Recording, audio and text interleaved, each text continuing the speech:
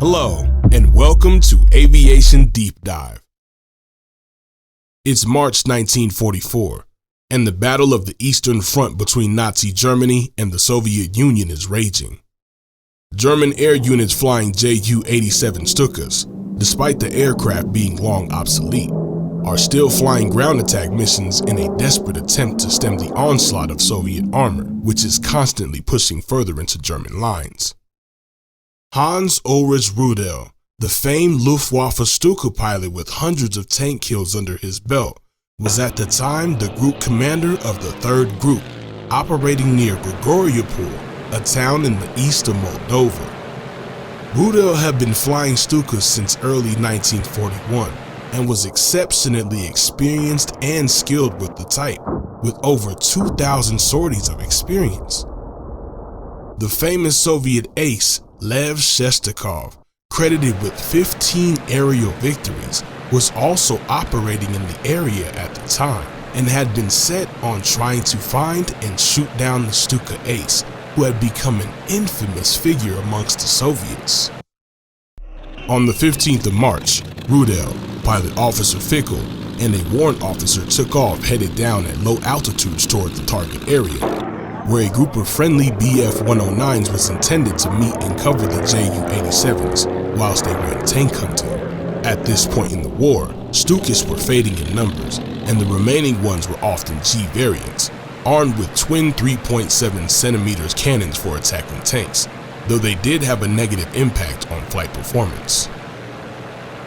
Flying in a tight formation over the Moldovan countryside, the 3 Stukas approached the combat zone.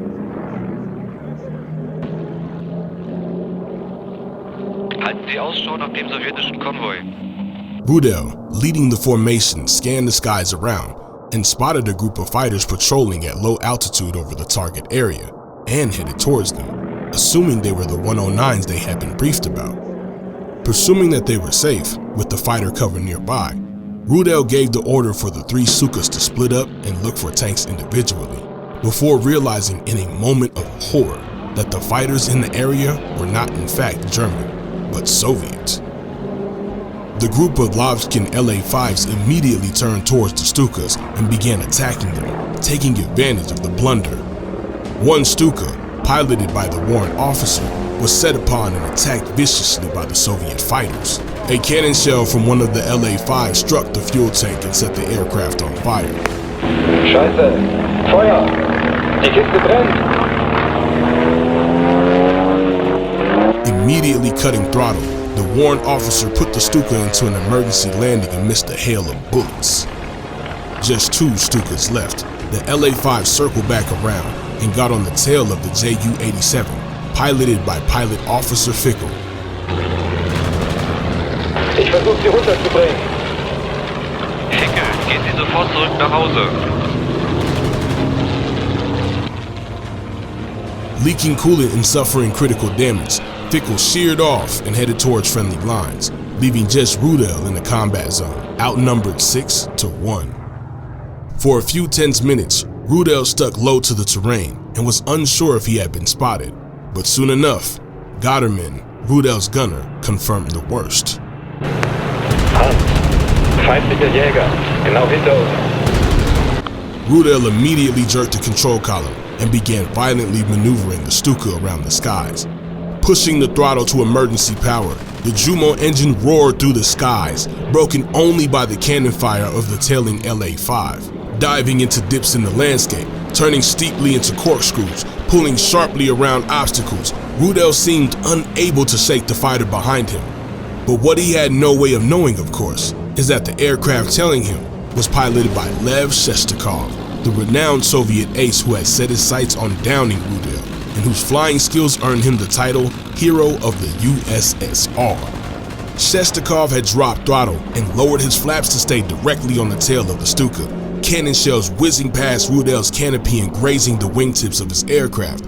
Pushing the nose down, Rudel guided his aircraft at full speed around the dips and troughs in the landscape, turning sharply around tree line, buildings, anything he could use to his advantage.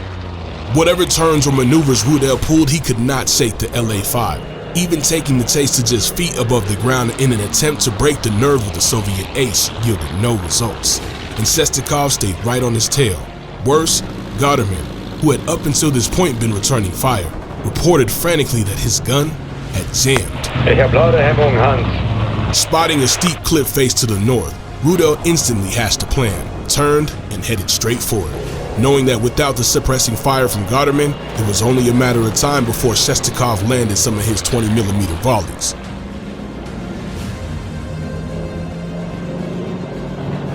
Pulling up violently right at the bottom of the cliff, Rudel pushed his throttle to the maximum position and yanked the stick backwards.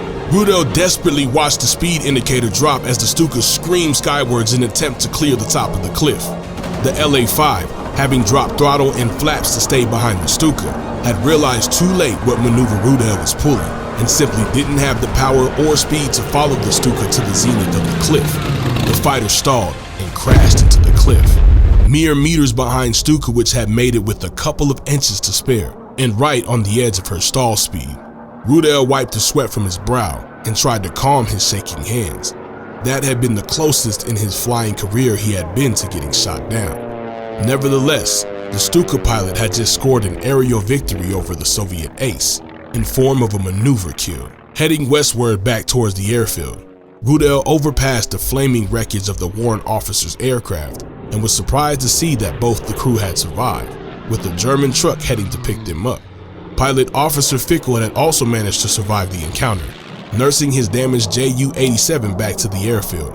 It would be one of 9 aerial victories claimed by Rudel during his career, and perhaps the one he had to fight for the most, a testament to his extraordinary piloting skills.